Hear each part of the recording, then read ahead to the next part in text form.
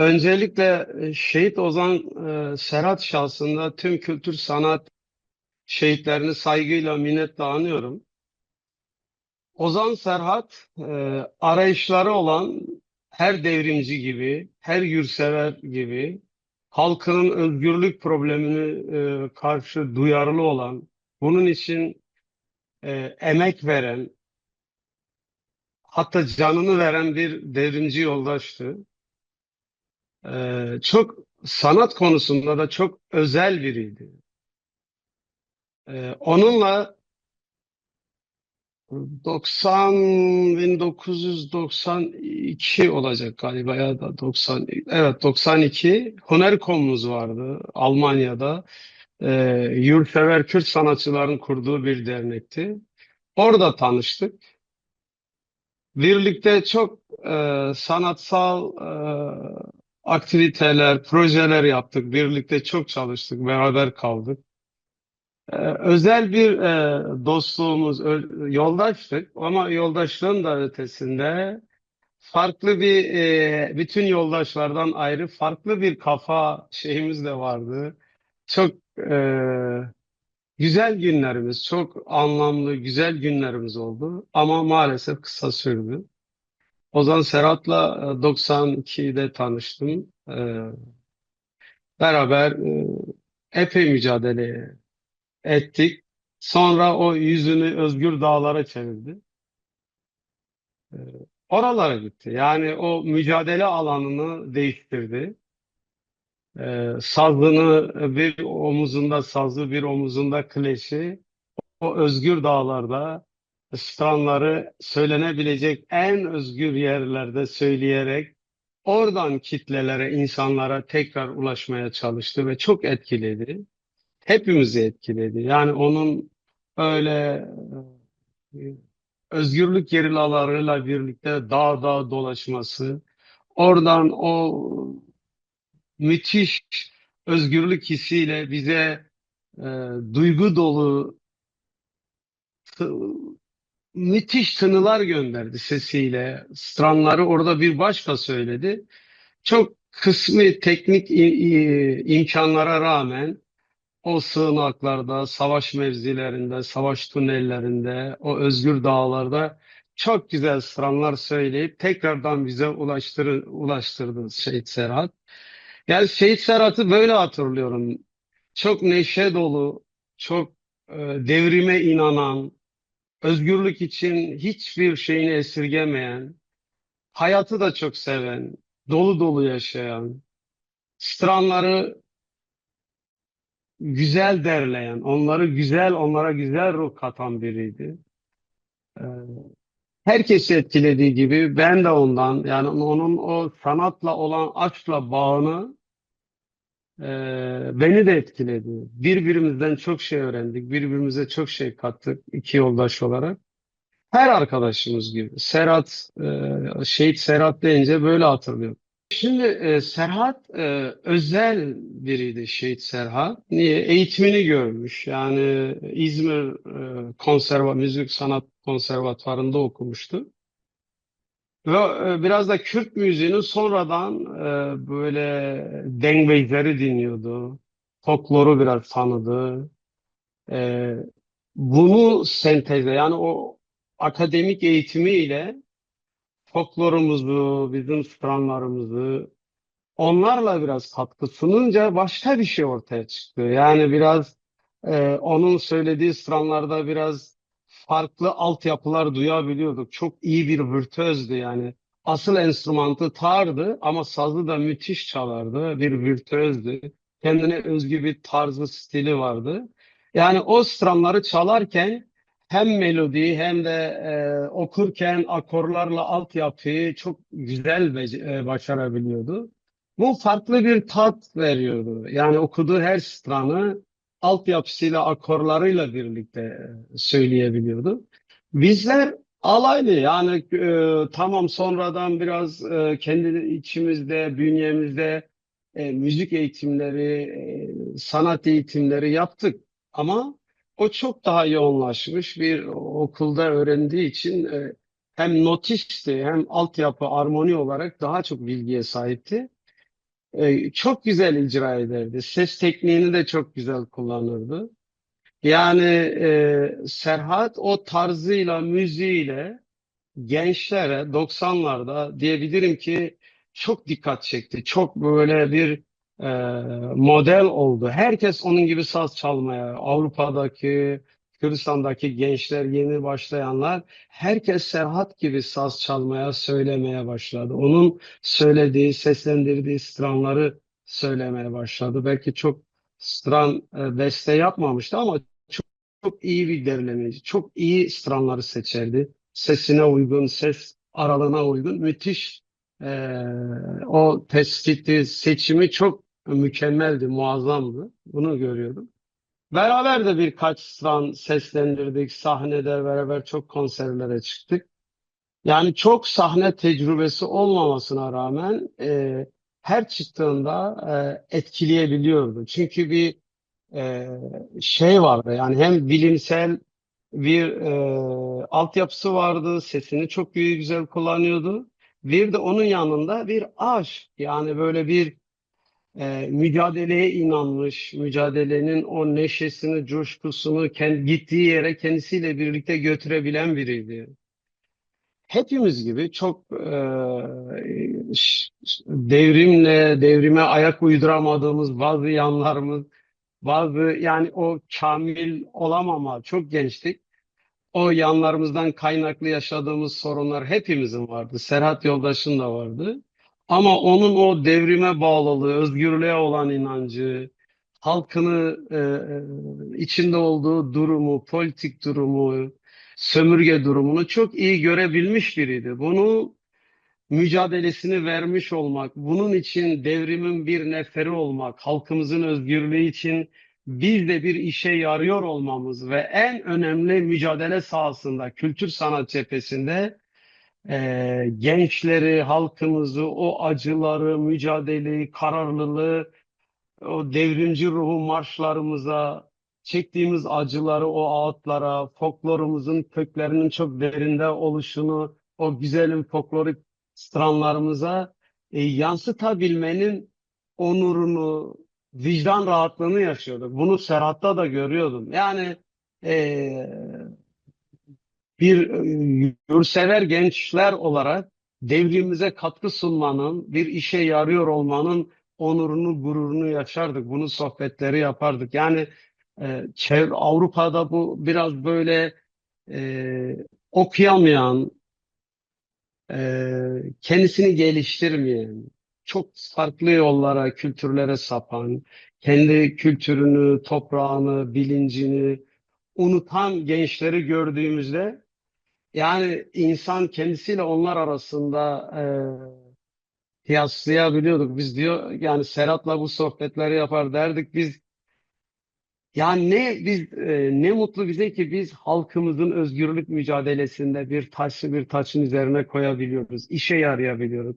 Bu tür sohbetleri çok yapardık Serhat Yoldaş'la. Dedim ya, en büyük özelliği çok neşeli olmasıydı. Herkes gibi o da bazen moralsiz olduğu zamanı, ama çoğunda genellikle şakacı, espritüel bir kişiliği vardı. Böyle sürekli espri yapar, e, taklitler yapardı. İyi bir tiyatrocuydu. Beraber birkaç kere tiyatroda da oynadık. E, Çok neşeliydi. Yani böyle gittiği her yerde her an yani kıvrak bir zekası var. Çok zekiydi. Espri yapabiliyordu. Mesela örneğin çarşıya, şehrin içine giderken bir trafik ışığında herkes beklerken acelesi varsa, o böyle ayağında özürlü taklidi yaparak bütün araçları durdurup aradan geçer, karşıya giderdi. Çok güldürürdü. Yani bu gibi şeyler, bazen öyle ilginç şakalar yapardı ki biz yani gülmekten kırılırdık. Böyle yanı vardı. E, Yani yoldaşlarıyla iyi geçinen birisiydi. Yani devrimci, e, yani o mücadelenin ahlakını, kültürünü, bilincini hepimiz yeniydik. Yeni o zaman için diyorum. Yani bahsettiğim 30-35 yıl önce ya da. Hepimiz devrimi anlamaya çalışıyorduk. Evet, herkes etkilenmişti.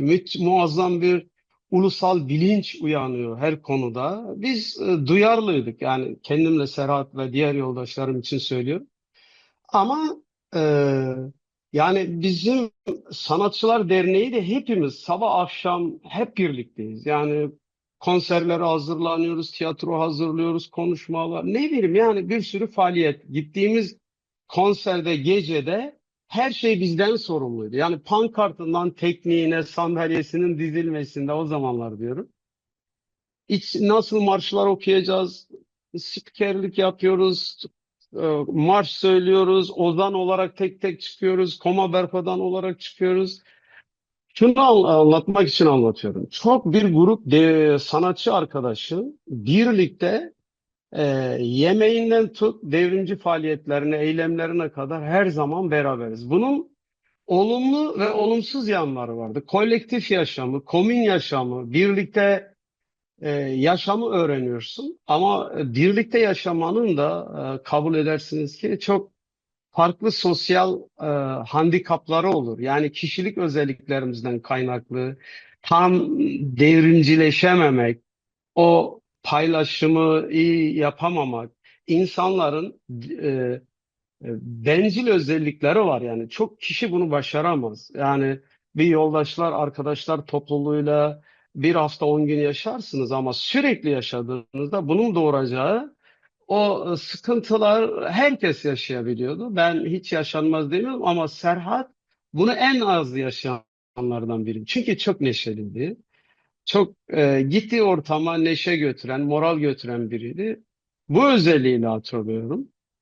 Tartışabilen, konuşabilen, etrafındaki arkadaşlarına bir konuyla ilgili tartıştığında bir şey katabilen, açabilen, analitik aklı vardı. E, Aydın biriydi de aynı zamanda. Yani Serhat Eval'ın böyle o neşeli kişiliğin yanında devrimi anlamaya çalışan, bu mücadelenin sorunlarını bilen, kültür sanat alanındaki bu asimilasyonun e, yaratmış olduğu sorunlar ve sonuçlar vardı. Mesela biz Serhat Yoldaş'la şunu tartışırdık. 80'lerde biz ikimiz de 80 sonrası Türkiye'de, Kürdistan'da bir 12 Eylül kültüründen bahsedilir. Onun kişiler üzerinde yarattığı etkileri, şeyleri. Biz kendimiz konuşurken çok gönül rahatlığıyla biz ne kadar buradan etkilendik. Yani devletin o sömürgeci politikaları, asimilasyoncu politikaları Kürdistan coğrafyasından tutun da Türkiye metropollerinde okullardaki o milli eğitim, kışla kültürünün yarattığı sonuçlar bizi ne kadar etkiledi? Biz bundan nasıl kendimizi arındıracağız? Yani bu kültürümüzü, sanatımızı, bu mücadelenin değerleriyle nasıl yakınlaşacağız? Yani aramızdaki mesafeyi nasıl kaldıracağız? Bu tür tartışmaları yapardık. Çevremizde de arkadaşlarımızla da çok konuşurduk. Yani bunu bazen günlerce süren ara verip ama günlerce süren tartışmalarımız olurdu. Her şey tartışmakla, stran söylemekle, mücadele yoldaşlığı yapmakla, Serhat'la çok güzeldi. Ama kısa sürdü dediğim gibi. Yoldaşları olarak sadece Şehit Serhat değil, Şehit Mizgin, Şehit Sefkan, Şehit Olgür, Şehit e, onlarca sanatçı yoldaşlarımız, bizim birlikte sahne aldığımız yoldaşlar sonra mücadele sahalarını değiştirdiler. Sadece Avrupa'dan ya da başka yerden, Türkiye metropollerinden özgür dağlara gittiler.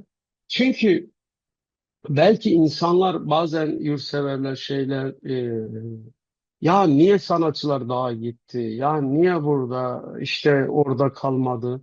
Bunlar özgür tercihlerdi. Yani bireysel özgür tercihler. Kimse bu mücadele sahasında zorla bir yere götürülüp zorla bir yerde tutulmaz. Bazen yanlış yaklaşımlar vardır ama halkımız, yoldaşlarımız şunu bilmeli.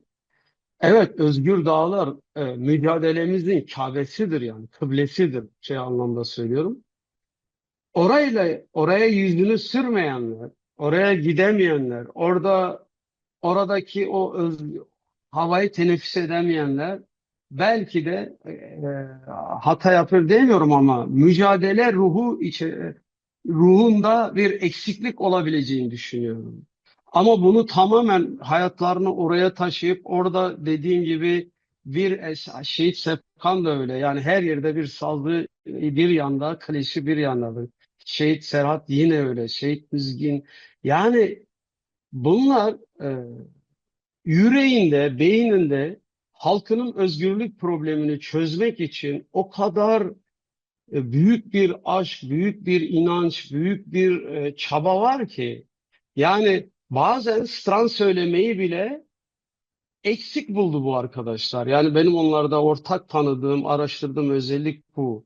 Yani bu onların kendi tercihleri, o aşkla mücadele ediyor olmayı, bazen şarkı söylemenin, stran söylemenin ya da başka herhangi bir sanatsal aktivitenin onların o mücadele azmini yerine getirme, o yüreklerindeki aşkı, o mücadele azmini e, yerine getirmede kendileri eksik buldular bunu. Serhat'ta da bu var diyebilirim.